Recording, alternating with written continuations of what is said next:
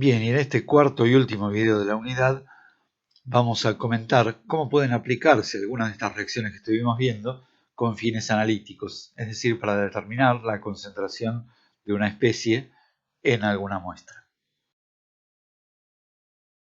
Esencialmente podríamos mencionar como dos grandes estrategias.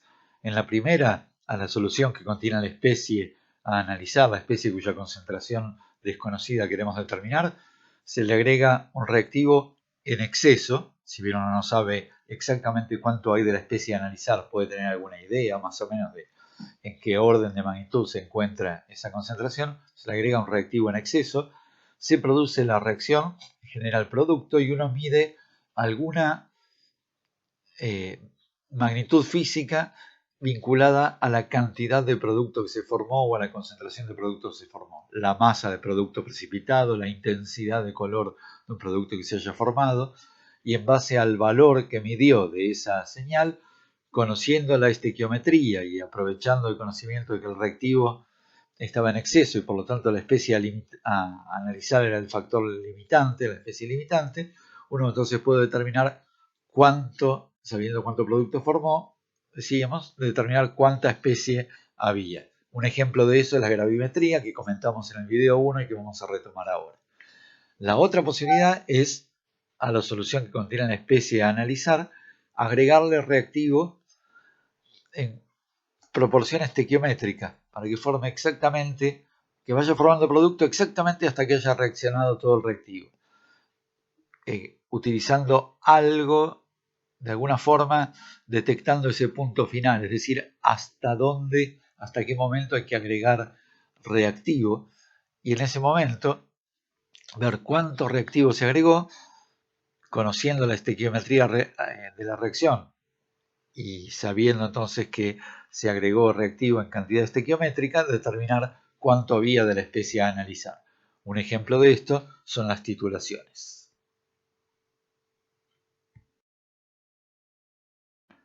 La gravimetría la comentamos hacia el final del primer video de esta unidad y dimos el ejemplo de la determinación de sulfato en una muestra de agua, por ejemplo de agua mineral, agregando un exceso de alguna sal de bario, cloruro de bario, precipita sulfato de bario, se separa adecuadamente, se limpia, se seca, se determina la masa de sulfato de bario, a partir de ahí el número de moles de sulfato de bario que se formaron y entonces a partir de ahí se puede saber cuántos moles de sulfato había en ese volumen de muestra y por lo tanto la concentración de sulfato en esa muestra.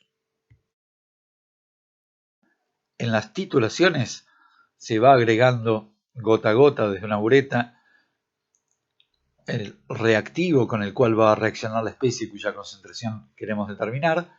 A medida que van cayendo esas gotas de reactivo, la especie va reaccionando y formando producto. Cuando se terminó de agregar exactamente la cantidad estequiométrica para que reaccione toda la especie, todo lo que había de especie, se detiene el agregado, se lee el volumen de reactivo titulante que se agregó, conociendo la concentración de titulante, porque uno preparó esa solución especialmente para eso, puede determinar cuántos moles de reactivo agregó, conociendo la estequiometría de la reacción, entonces puede saber cuántos moles de la especie incógnita había en esa muestra y conociendo el volumen que tomó de muestra incógnita, puede determinar la concentración de la especie que quería analizar. O sea, lo que sucede químicamente a medida que se va agregando esa especie titulante es claro.